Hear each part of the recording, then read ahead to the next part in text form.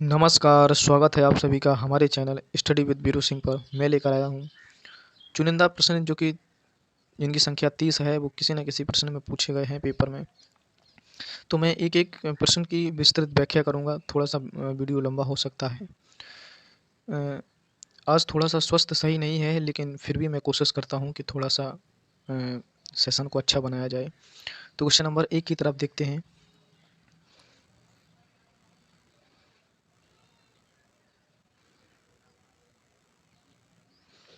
Question number पहला है कि निम्नलिखित शासकों में से किसने हर्षवर्धन को पराजित किया था? क्वेश्चन ये कह रहा है कि कौन सा वो था जिसने हर्षवर्धन को पराजित किया था?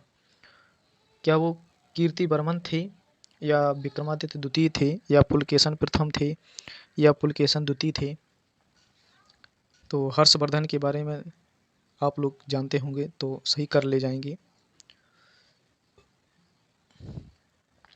तो इसका सही विकल्प हो जाएगा पुलकेशन द्वितीय। इसका मतलब पहले का सही विकल्प हो जाएगा पुलकेशन द्वितीय। हर्षवर्धन के बारे में बता दें कि हर्षवर्धन की राजधानी थनेश्वर थी। ठीक है, इसकी राजधानी थनेश्वर थी। और ये इनके पिताजी का नाम प्रभाकर वर्धन था। अब इतना स्क्रीन नहीं है कि मैं सारी चीज़ों को नोट कर पाऊँ। आप शांति से सुन भी सकते हैं। बहुत ही इनका हर्षवर्धन का पूरी कहानी, इनका पूरा जो सार है वो मैं 2 मिनट में ख़त्म कर दूँगा। तो शांति से सुन तो सकते हैं कि हर्षवर्धन के जो पिता का नाम था वो प्रभाकर वर्धमान था। ठीक है? जब इनके पिता की मृत्यु हो गई थी, तो इसके जो बड़ा भाई था वो इसका नाम राजवर्धन था। ठीक है? ये बड़ा भाई था। जब ये पिता की मृत्यु के बाद गद्दी पर बैठा, तो जो मालवा के नरेश थे देवगुप्त और गौड़ राजा शशांक, इन दोनों ने मिलके इसके भाई की हत्या कर दी। किसकी? जो राजवर्धन था, इसकी हत्या कर दी। फिर इसके बाद इसकी ने अपनी जो बहन थी जिसका नाम था राज्यश्री, इस राज्यश्री का विवाह कन्नौज के राजा से कर दिया, लेकिन कन्नौज के राजा की भी हत्या कर दी गई। उस दौरान जब राज्यश्री ने सती प्रथा को अपनाना चाहती थी, या मतलब कह सकते हैं सती होना चाहती थी, तो उस दौरान हर्षवर्धन ने ही अपनी बहन को संभाला। और जब कन्नौज भी बहन के जो उनका बात करें दामाद थे उनके, तो जो उनका राजपाट था वो भी राजश्री के हाथ में आ गया। और फिर हर्षवर्धन ने भी कन्नौज को थनेश्वर में मिलाया और मतलब राज्य किया, राजपाट किया। तो इसलिए हर्षवर्धन की दूसरी राजधानी कन्नौज भी हो जाती है, इसको भी याद रखें। ठीक है? अब जब ये गद्दी पर बैठा हर्षवर्धन, तो सबसे पहले इसने क्या किया कि जो मालवा के नरेश थे देवगुप्त और गौड़ राजा शशांक थे, इनके भाइयों ने इसकी मतलब हत्या की थी। तो सबसे पहले इसने बदला लिया, नरेश, देवगुप्त और शशांक को इसने मार डाला। इसी के समय एक ही मतलब युद्ध हुआ था, जो प्रश्न अभी पूछा गया है कि निम्नलिखित में से, यही प्रश्न है इसी के समय कि हर्षवर्धन को पराजित किया। तो ये पुलकेशन द्वितीय था, जो कि नर्मदा नदी के तट पर आया और इससे युद्ध किया और इसको वहीं पराजित कर दिया, हर्षवर्धन को, नर्मदा नदी के तट पर। ठीक है? इसी के समय एक कवि रहते थे जिनका नाम था बाणभट्ट। ठीक है? बाणभट्ट की रचना खूब पूछी जाती है पेपर में कि बाणभट्ट की रचना के रचनाकार कौन है? तो हर्षचरित। ठीक है? हर्षचरित इनकी रचना है। ये बहुत ही इम्पोर्टेंट है कि पूछी जाती है हर्षचरित की रचनाकार कौन है? तो बाणभट्ट हैं, याद रखें इसको भी। इसी के समय हैंगसान आया था, जो चीनी यात्री था, जिसकी रचना का वर्णन सुयुं की है। ठीक है? तो इसका सही विकल्प हो जाएगा डी, पहले का। क्वेश्चन नंबर अगला देखते हैं। थोड़ा सा अब 30 क्वेश्चन है, 30 मिनट लगने चाहिए, लेकिन मैं चारों विकल्प की व्याख्या करता हूँ। इस वजह से थोड़ा सा वीडियो की जो लेंथ है वो बढ़ जाती है, 10 से 15 मिनट। बस क्वेश्चन पढ़ा और आंसर टिक कर दिया, इसमें मज़ा नहीं आता जब तक चारों ऑप्शन का विश्लेषण ना हो। ठीक है? तो क्वेश्चन नंबर दूसरा देखते हैं। सी यू की नामक यात्रा का वर्णन निम्नलिखित से किससे जुड़ा है? क्या वो फायान है, या अलबरूनी की ये जो यात्रा है, जो ग्रंथ है वो है, या हिंसान का है, या फिर मेघतनीज का है? किसका है? इसका सही विकल्प बताएं। तो क्वेश्चन नंबर 2 का सही विकल्प हो जाएगा डी, हैंगसान। ठीक है? ये हर्षवर्धन के समय ही भारत आया था, वो चीनी यात्री था।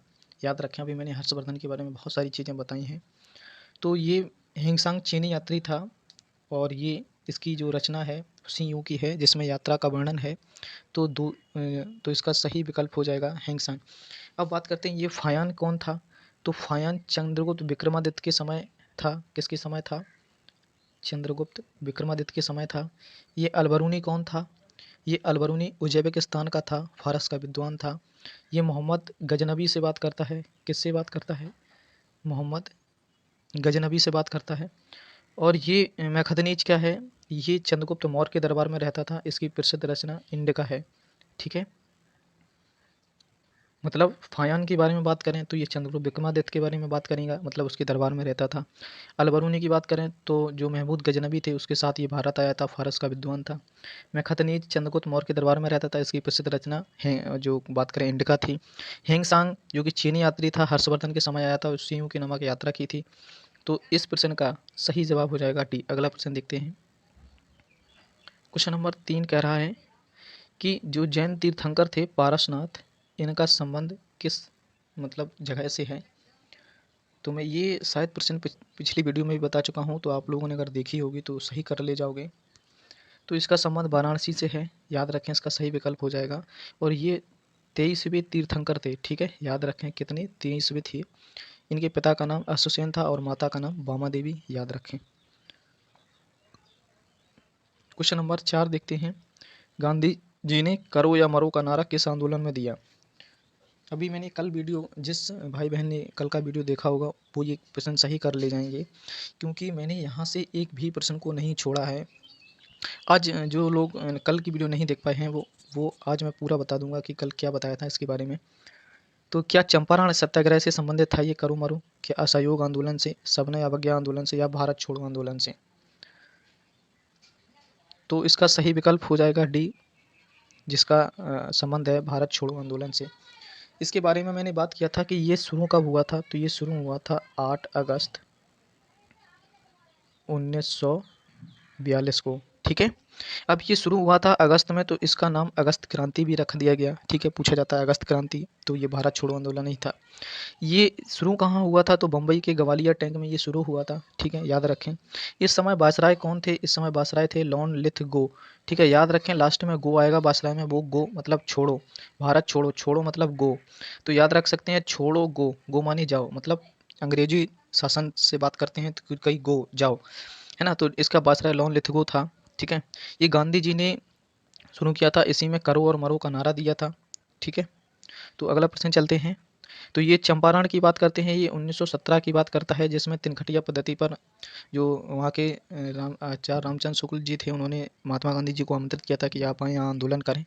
ये तिनखटिया पद्धति क्या थी कि 3/20 हिस्से पर नील की खेती को रोकना, ये वहाँ का चलन था। उसको असहयोग आंदोलन की बात करें तो ये 1920 से स्टार्ट हुआ और 22 में बंद हो गया। क्यों हो गया? क्योंकि 22 में एक महत्वपूर्ण घटना घटी जिसका नाम था चोरी चोरा कांड। ये कब हुआ था? ये हुआ था 5 फरवरी 1922 को। 23 से 24 पुलिसकर्मियों को थाना में बंद करके आग लगा दी गई।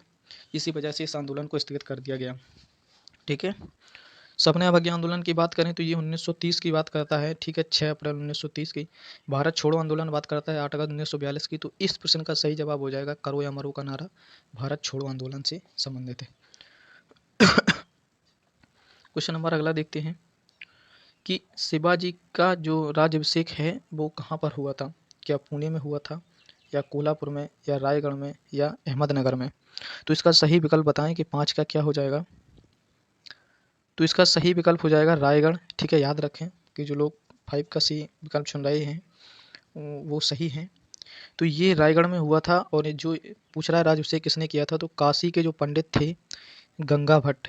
ठीक है, इन्होंने जो गंगा भट्ट थे इन्होंने ही इनका राज्याभिषेक किया था। ये काशी के पंडित थे। ठीक है, तो अगर सन याद रखना चाहें तो 1674 में इनका राज्याभिषेक हुआ था। कहाँ हुआ था? रायगढ़ में। किसने किया था? गंगा भट्ट ने। कहाँ के विद्वान थे ये? काशी के। ठीक है, इतना सारा याद रखें शिवाजी के बारे में कि जब इनका राज्याभिषेक कहाँ हुआ? रायगढ़ में। कब हुआ? 1674 में। किसने किया? गंगा भट्ट ने। ये कौन थे? काशी के पंडित जी थे। ठीक है, याद रखें। क्वेश्चन नंबर अगला देखते हैं। क्वेश्चन नंबर 6 देखते हैं कि दिल्ली के पुराने किले का जो निर्माण था वो किसने करवाया था। क्या शेरशाह सूरी था, या अकबर था, या बाबर था या शाहजहाँ था? ज़रा सा बताएं हमें वो कौन था। तो जो लोग विकल्प ए की तरफ बढ़ रहे हैं वो बिल्कुल सही हैं। जो दिल्ली का पुराना किला था वो शेरशाह सूरी ने ही बनवाया था। ठीक है, पूछा जाता है पेपर में कि शेरशाह सूरी का मकबरा कहाँ है, तो सासाराम बिहार में है। याद रखें, बहुत ही ट्रेंडिंग क्वेश्चन रहा है पूछने में कि सासाराम कहाँ है, तो बिहार में स्थित है। ये शेरशाह सूरी का मकबरा है। शेरशाह सूरी का जो बचपन का नाम था वो फरीद था। ठीक है, और शेरशाह सूरी ने जो एक भूमि को मापने की जो इकाई शुरू की थी वो सन की डंडी थी, उसको ही ये उपयोग में लाते थे। शेरशाह सूरी ने ग्रैंड ट्रंक रोड मतलब जीटी रोड भी बनवाया, और शेरशाह सूरी ने रुपया भी चलवाया। जो आज हम रुपया मतलब चलन में है, वो शेरशाह सूरी ने ही रुपए का चलन करवाया। शेरशाह सूरी के बारे में इतना याद रखें। अकबर के बारे में बात करें तो इसने बुलंद दरवाज़ा फतेहपुर सीकरी में बनवाया था, और जो आगरा का लाल किला है वो भी अकबर ने ही बनवाया। याद रखें इसको। शाहजहाँ की बात करते हैं तो शाहजहाँ ने ताजमहल बनवाया है, और शाहजहाँ ने आगरा में मोती मस्जिद का भी निर्माण करवाया था। मोती मस्जिद से बहुत ही इम्पोर्टेंट प्रश्न बनता है कि आगरा की मोती मस्जिद किसने बनवाई थी, तो वो शाहजहाँ ने बनवाई थी। और अगर दिल्ली की मोती मस्जिद की बात करता है तो वो औरंगजेब से संबंधित है। थोड़ा सा याद रखें मोती मस्जिद के बारे में। मोती मस्जिद आगरा की शाहजहाँ और दिल्ली की औरंगजेब। ठीक है, याद रखें। फिलहाल इस क्वेश्चन का सही जवाब हो जाएगा शेरशाह सूरी। क्वेश्चन नंबर अगला देखते हैं। भारतीय राज्यों पर अंग्रेजी जो प्रमुख स्थापित करने के लिए किसने प्रथम सहायक संधि का सूत्रपात है? मतलब ये सहायक संधि क्या थी? सहायक संधि वो थी कि जो अंग्रेजी थे उन्होंने मतलब अपने मतलब कहते हैं ना सहयोग से पूरे भारतीयों को अपने साथ लपेटने का ये काम कर रही थी। सहायक संधि उस समय क्या था, जरा सा बताएं। तो इसका सही विकल्प क्या वॉरेन हेस्टिंग्स हो जाएगा, या लॉर्ड कार्नवालिस, या लॉर्ड डलहौजी, या लॉर्ड बेलीजली? तो इसका सही विकल्प हो जाएगा बी, लॉर्ड जो बेलीजली थे वो प्रथम अंग्रेज़ थे। ठीक है, और अगर प्रथम यूरोपियन की बात करें तो डुप्ले साहब थे। ठीक है, तो डुप्ले थे। याद रखें, ये प्रथम यूरोपियन था, ये अंग्रेज़ नहीं था, ये प्रथम यूरोपियन था। प्रथम अंग्रेज़ की बात करते हैं तो लॉर्ड बेलीजली को मारेंगे। ठीक है, और इन्होंने ही सहायक संधि को शुरू किया था, और डुप्ले ने सर्वप्रथम इस सहायक संधि को माना था। मतलब कहते हैं ना कि प्रस्ताव कोई देता है तो उसको स्वीकार करता है। ठीक है, जैसे बात करें हम कि अकबर ने जो प्रणाली शुरू की थी मनसबदारी, वो सबसे पहले किसने शुरू की थी, तो बीरबल ने ही उसको माना था। याद है ना। तो इसी प्रकार जब बेलीजली ने इसको माना तो इसका जो समर्थन किया था वो डुप्ले ने ही किया था। याद रखें इसको भी। तो फिलहाल इसका सही विकल्प हो जाएगा सहायक संधि का सूत्रपात था वो लॉर्ड बेलीजली था। इसके बारे में बात करते हैं तो जो रेलवे का जाल बिछाया था लॉर्ड डलहौजी ने बिछाया था, ये रेलवे से संबंधित हो जाएंगे। क्वेश्चन नंबर अगला देखते हैं। क्या बक्सर की लड़ाई के समय बंगाल का जो नवाब था वो कौन था? क्या सिराजुद्दौला थे, या मीर कासिम थे, या मीर जाफ़र थे, या फिर नजमुद्दौला थे? कौन थे? तो यहाँ से एक प्रश्न बन जाता है यहाँ बक्सर की लड़ाई से। बक्सर की लड़ाई कब हुई थी? 1764 में हुई थी बक्सर की लड़ाई, इसको याद रखें। पूछ रहा है कि बंगाल का जो नवाब था वो कौन था? तो फिलहाल क्वेश्चन नंबर 8 का सही विकल्प हो जाएगा मीर कासिम। सिराजुद्दौला कौन थे? सिराजुद्दौला अवध के नवाब थे। किसके नवाब थे? अवध के नवाब थे। यहीं से अंग्रेजी सेना ने मतलब एंट्री मारी थी। और मुग़ल इसमें क्या हुआ था 1764 में 3 लोगों ने हिस्सा लिया था। बंगाल के मीर कासिम, और अवध के सिराजुद्दौला, और मुग़ल सम्राट शाह आलम। इन्होंने 3 लोगों ने हिस्सा लिया था कि अंग्रेज़ों को हराना है। लेकिन इनकी नीति वहीं से फेल हो गई जब जो मीर कासिम था बंगाल का गवर्नर, उसने संधि कर ली थी अंग्रेज़ों से कि आप हमें बंगाल उसका कलकत्ता का वो बना दें, गवर्नर जनरल नहीं बोलते ना, प्रधानमंत्री बना दें, या फिर तो ऐसे करके आप हमें मुख्य कार्यकारी बना दें कलकत्ता का, तो हम अपनी सेना को वापस कर लेंगे।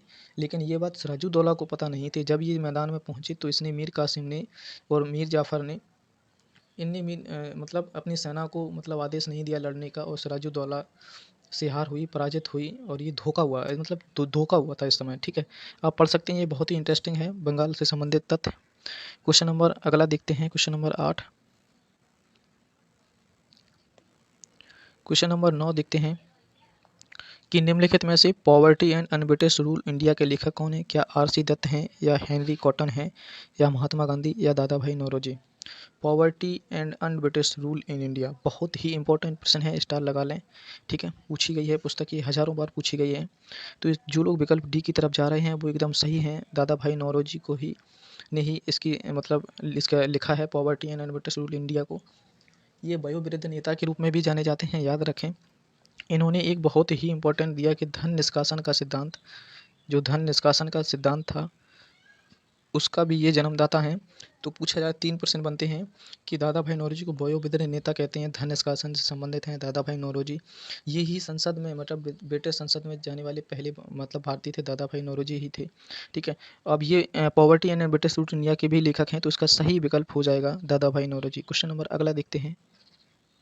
क्वेश्चन नंबर 10 कह रहा है कि निम्नलिखित में से नील की खेती के संबंध में महात्मा गांधी को आमंत्रित किया था। अभी मैंने बताया था कि ये चंपारण सत्याग्रह था रामचंद्र शुक्ल का 1917 में। इन्होंने ही आक्रमण मतलब बुलाया था इनके लिए कि आप आओ यहाँ आंदोलन करो और मतलब यहाँ से निजात दिलाओ तिनकटिया पद्धति से। तो इसका सही विकल्प 10 का सी हो जाएगा। क्वेश्चन नंबर अगला देखते हैं। ये बहुत ही घिसा पिटा प्रश्न है लेकिन है इंपॉर्टेंट। भारतीय दलहन अनुसंधान संस्थान केंद्र कहाँ है? दिल्ली में, वाराणसी में, लखनऊ में, कानपुर में। तो इसका 11 का सी सही विकल्प हो जाएगा, कानपुर। क्वेश्चन नंबर अगला देखते हैं। क्वेश्चन नंबर पूछ रहा है 12 की विशेष आर्थिक सेज नीति की जो स्थापना है वो कब की गई? अप्रैल 2000 में या अप्रैल 2002 में या 2001 में या 2003 में? ये कब शुरू की गई? क्वेश्चन नंबर 12 देखते हैं। तो इसका सही विकल्प हो जाएगा ए, 2000 में की गई है इसकी स्थापना, अप्रैल 2002 में। ठीक है, तो इसका सही विकल्प हो जाएगा ए, अप्रैल 2000 में शुरू की गई है। क्वेश्चन नंबर अगला देखते हैं। क्वेश्चन नंबर 13 कह रहा है कि भारतीय संविधान का जो अभिकत निहित है वो किसमें है? क्या राष्ट्रपति में है या लोकसभा में है या मंत्रिमंडल में है या सर्वोच्च न्यायालय में है? तो जो लोग विकल्प ए और सी में थोड़ा सा कंफ्यूज हैं वो सावधान हो जाएं, ज़रा प्रश्न को दोबारा से पढ़ के टिक करें।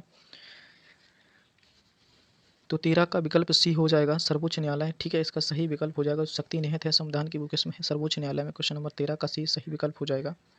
ठीक है, क्वेश्चन नंबर अगला देखते हैं कि निम्नलिखित में से कौन सा संविधान द्वारा 6 मूल अधिकारों में नहीं है? मतलब 6 मूल अधिकार, भाग 3 की बात करते हैं मूल अधिकार। ये कहाँ से लिए गए हैं? ये अमेरिका से लिए गए हैं, याद रखें। ठीक है, ये अमेरिका से लिए गए हैं। इनमें समानता का अनुकार 14 से 18 तक बताया गया है, शोषण का विरुद्ध बताया गया है 23 से 24 तक, धर्म की स्वतंत्रता 25 से 28 तक है। ये नहीं है इसमें, तो नहीं ही पूछा था, तो ये विकल्प भी सही हो जाएगा, इसका नहीं है। तो क्वेश्चन नंबर अगला देखते हैं। क्वेश्चन नंबर 15 कह रहा है कि भारतीय संविधान के अंतर्गत निम्नलिखित में से मूल अधिकार का जो संरक्षक माना जाता है वो कौन है? क्या संसद है या राष्ट्रपति है या न्यायपालिका है या प्रधानमंत्री है? तो जो 6 अधिकार दिए गए हैं, पहले 7 थे, एक हटा दिया गया है, संपत्ति का अधिकार, उसको अनुच्छेद 301 के तहत कानूनी अधिकार बना दिया गया है। ठीक है, इसको भी याद रखें। तो जो इनका मूल अधिकारों का संरक्षण करता है वो न्यायपालिका करती है, याद रखें इसका विकल्प। ठीक है, आप लोगों का प्रश्न है कि राज्य की नीति निर्देशक तत्व कहाँ से लिए गए हैं? इसका जवाब दें। शायद आयरलैंड से लिए गए हैं, क्या ये सही है? क्वेश्चन नंबर 16 देखते हैं कि संपत्ति के मौलिक अधिकार को कब समाप्त किया गया? मतलब मौलिक अधिकार पहले 7 थे, एक खत्म कर दिया गया, वो कौन सा था? संपत्ति का अधिकार था, उसको कब खत्म किया गया, किस संविधान के? तो ये इंपॉर्टेंट प्रश्न बन जाता है। ठीक है, याद रखें थोड़ा सा कि संपत्ति के मौलिक अधिकार को कब समाप्त किया गया है, जरा सा बताएं। क्या 1978 में 44वें संविधान संशोधन या 82वीं का 46 संविधान संशोधन या 73 का 31वां संविधान संशोधन या इनमें से कोई नहीं? तो जो लोग विकल्प ए की तरफ बढ़ रहे हैं वो एकदम सही हैं। 1978 में 44वां संविधान संशोधन के द्वारा इसको समाप्त कर दिया गया था। ठीक है, क्या प्रश्न है कि 21 साल से 18 वर्ष की आयु कब कर दी गई? तो 61वां संविधान संशोधन 1978 के समय की कर दी गई। ये भी बहुत प्रश्न पूछा जाता है। क्वेश्चन नंबर अगला देखते हैं।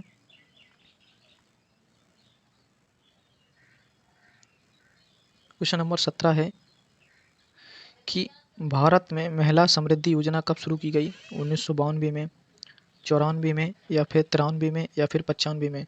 जो समृद्धि योजना थी, महिला समृद्धि योजना, ये कब शुरू की गई थी? जरा सा इसका सही विकल्प बताएं।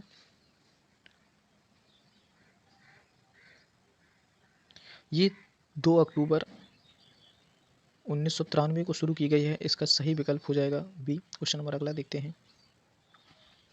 भारत में अक्षयपात्र फाउंडेशन का संबंध किससे है? क्या प्राथमिक विद्यालयों के विद्यार्थियों को मध्याह्न भोजन योजना देना या गर्भवती महिलाओं को पोषण देना या ग्रामीण बच्चों के पोषण से या ग्रामीण वृद्धजनों से? ठीक है, तो ये क्या है? अक्षयपात्र योजना या फाउंडेशन बोल सकते हैं, क्या है ये? तो ये अक्षयपात्र जो फाउंडेशन है वो एक एनजीओ है, ठीक है। ये करता क्या है, ये एनजीओ कहाँ है, सबसे पहले इसको देख लेते हैं। इसकी स्थापना 2000 में हुई थी, सन 2000 में। ये बेंगलुरु में है, बेंगलुरु, ठीक है। ये कर्नाटक का पार्ट है। ये करता क्या है, ये एक एनजीओ है, इसकी स्थापना 2000 में हुई थी, ये बेंगलुरु में स्थापित है। ये करता क्या है, ये करता है कि प्राथमिक विद्यालयों में जो विद्यार्थी हैं उनको माध्याह्न योजना जो मिड डे मील है उनको फ्री में प्रदान करता है।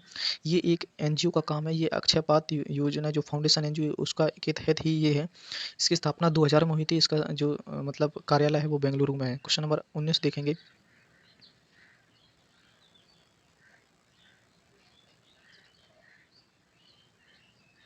क्वेश्चन नंबर 19 कह रहा है कि सदाबहार क्रांति भारत में कृषि उत्पादक बढ़ाने के लिए लाई गई थी।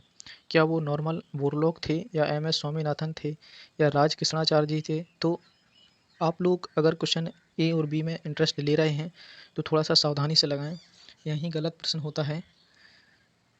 जो लोग विकल्प ए लगा रहे हैं वो सरासर गलत हैं। क्वेश्चन नंबर 19 की तरफ देखें।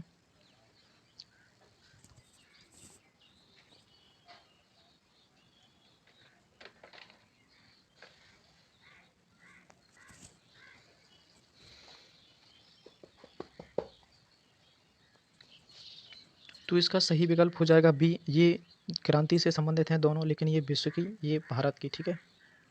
तो क्वेश्चन नंबर बी का सही विकल्प हो जाएगा स्वामीनाथन, ठीक है।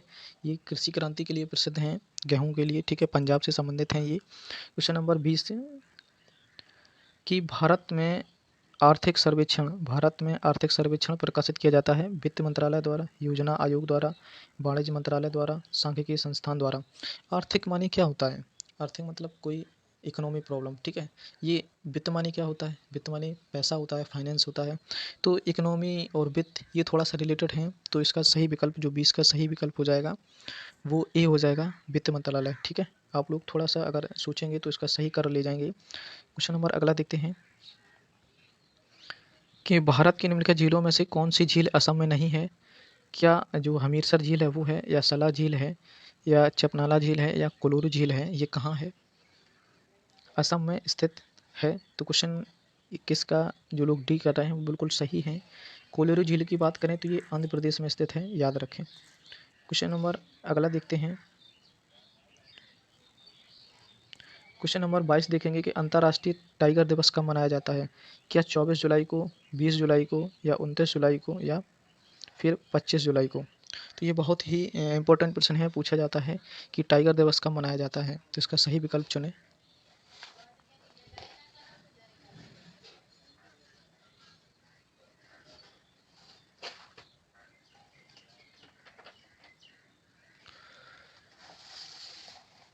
तो टाइगर दिवस से बात करते हैं तो ये 29 जुलाई को मनाया जाता है। इसका सही विकल्प हो जाएगा बी। ये कैलाश श्रृंखला से संबंधित है। अगर टाइगर मैन पूछा जाता है तो कैलाश श्रृंखला, अगर जल पुरुष पूछा जाता है तो राजेंद्र प्रसाद को बात करेंगे, ठीक है। 11 जुलाई को बता सकते हैं आप क्या मनाया जाता है। तो 11 जुलाई को मनाया जाता है विश्व जनसंख्या दिवस, याद रखें इसको भी, ठीक है। क्वेश्चन नंबर अगला देखते हैं कि राष्ट्रीय जैविक जो उद्यान है वो कहाँ स्थित है, ज़रा सा बताएं आप सभी। क्या वो मुंबई में स्थित है, या फिर दिल्ली में है, या फिर लखनऊ में है, या बेंगलुरु में है? राष्ट्रीय जैविक उद्यान, ठीक है। Question number 23।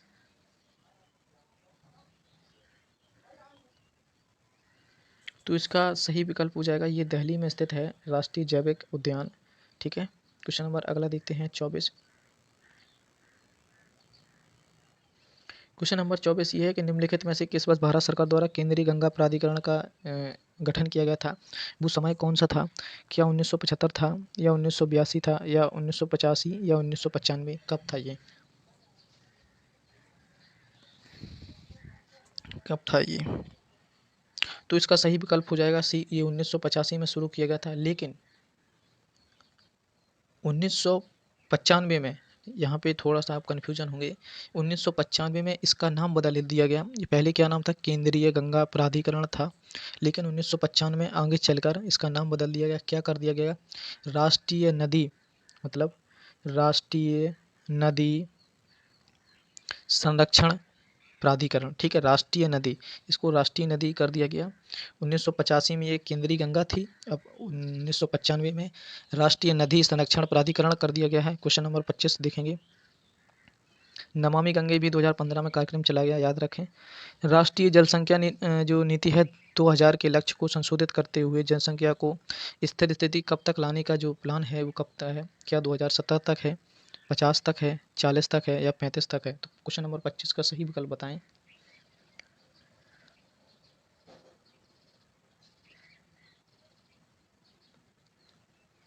तो इसका जो लक्ष्य है वो 2070 तक है, याद रखें इसको। तो क्वेश्चन नंबर 26 का अगला विकल्प देखते हैं। भारत में दशक 2001 से 2011 में जनसंख्या में वृद्धि कितने प्रतिशत थी? मतलब 2001 से 2011 में जनसंख्या की वृद्धि कितनी थी? क्या 17.7 थी या 19%, 5 थी या 21% थी या 22% थी? क्वेश्चन नंबर 26 का सही विकल्प बताएं। तो इसका सही विकल्प हो जाएगा ए, 17.7 थी। ये इंपॉर्टेंट प्रश्न है, इसको नोट करें। क्वेश्चन नंबर अगला देखते हैं।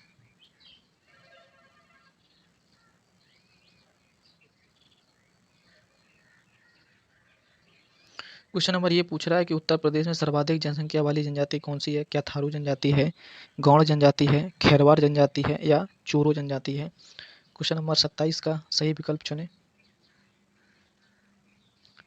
तो जो लोग थारू या गौड़ में थोड़ा सा कन्फ्यूजन है तो वो सतर्क हो जाएं, सही विकल्प का चुनाव करें। तो इसका सही विकल्प हो जाएगा जो सर्वाधिक मात्रा में पाई जाने वाली जनजाति है ना उत्तर प्रदेश की, वो गौड़ जनजाति है, ठीक है। थारू जनजाति की बात करें कि ये उत्तराखंड और उत्तर प्रदेश के तराई क्षेत्रों में पाई जाती है। ये हाल ही के जो टेट का एग्जाम हुआ था उसमें पूछा गया था, ये विवादित प्रश्न रहा था। उसमें उत्तराखंड और उत्तर प्रदेश का तराई क्षेत्र भी दिया गया था, जबकि ऐसा नहीं है, दोनों जगह पाई जाती है। कोई एक ऑप्शन होता तो सही था, लेकिन नंबर सबको कॉमन दिया गया था। तो थारू जनजाति कहाँ है? ये उत्तराखंड में है और उत्तर प्रदेश के तराई क्षेत्रों में है। थारू जनजाति दीपावली को शोक के रूप में मनाती है, ये भी याद रखें। क्वेश्चन नंबर अगला देखते हैं। क्वेश्चन नंबर 28 है कि किसानों के हेतु जो केसीसी योजना लागू की गई वो कब की गई? वर्ष 1998 से 99 में या 1999 से 2000 में या 2000 से 2000 में या 2001 से 2002 में? तो ये जो किसान क्रेडिट कार्ड था, ये योजना कब आई थी किसानों के लिए? इसका सही विकल्प का चुनाव करें।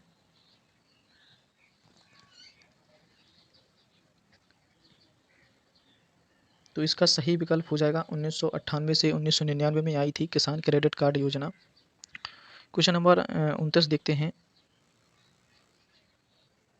कि मुख्य रूप से 14 बैंकों का राष्ट्रीयकरण कब हुआ? क्वेश्चन नंबर 29 का, क्या 1968 में या 70 में या 69 में या फिर 71 में? कब हुआ था 14 बैंकों का राष्ट्रीयकरण? तो जो लोग विकल्प ए और बी में कन्फ्यूजन है तो वो थोड़ा सा सही विकल्प का चुनाव करें। तो इसका सही विकल्प हो जाएगा बी, 1969 में ये 14 बैंकों का राष्ट्रीयकरण हुआ था। आरबीआई की स्थापना 1 अप्रैल 1935 को 5 करोड़ रुपयों के साथ हुई थी। इसका मुख्यालय मुंबई में है और इसका राष्ट्रीयकरण 1 जनवरी 1949 को हुआ था। थोड़ा सा याद रखें। अभी तक मैंने आपको लाइक और सब्सक्राइब के बारे में बात नहीं किया है, क्योंकि आपका समय बहुत ही कीमती है। तो अगर आपको थोड़ा सा मेरा सेशन अच्छा लगता है तो लाइक और सब्सक्राइब ज़रूर करें। सब्सक्राइब करने से क्या होता है कि हमारे और आपके बीच में जो बॉन्डिंग है, उससे पता चलता है कि हम और आप बहुत ही अच्छे बॉन्डिंग में बंधे हुए हैं। तो सब्सक्राइब ज़रूर करें। क्वेश्चन नंबर 30 जो कि इस सेशन का लास्ट प्रश्न है, क्वेश्चन नंबर 30 इसको देखेंगे। क्वेश्चन नंबर 30 देखेंगे कि निम्नलिखित युक्तियों में से किसको मोटर गाड़ियों के इंजन को ठंडा रखने के लिए प्रयोग किया जाता है? जो गाड़ियाँ होती हैं इनका इंजन जब ज़्यादा दूरी तय करेगा तो स्वाभाविक ही गर्म होगा, उसको ठंडा रखने के लिए क्या किया जाता है? क्या पॉलीग्राफ डाला जाता है या रेडिएटर या टरबाइन या कार्बोरेटर? क्या डाला जाता है? इस प्रश्न का लास्ट आखिरी प्रश्न है। तो इसका सही विकल्प हो जाएगा डी, रेडिएटर। पॉलीग्राफ क्या होता है बता सकते हैं आप? शायद झूठ बोलने की मशीन को पॉलीग्राफ कहते हैं। क्या ये सही है? तो कमेंट करें। तो अभी तक मैंने लाइक और सब्सक्राइब के बारे में बात नहीं किया, प्लीज़ आप लोग लाइक और सब्सक्राइब ज़रूर करें। आज का सेशन अगर अच्छा लगता है तो लाइक और शेयर ज़रूर करें। थोड़ा सा स्वस्थ सही नहीं था आज इस वजह से, लेकिन माफ़ी चाहूँगा इसके लिए। ईश्वर से कामना करता हूँ कि आप सब बढ़िया रहें, अच्छे रहें, मस्त रहें, अपना और अपनों का ख्याल रखें। जय हिंद।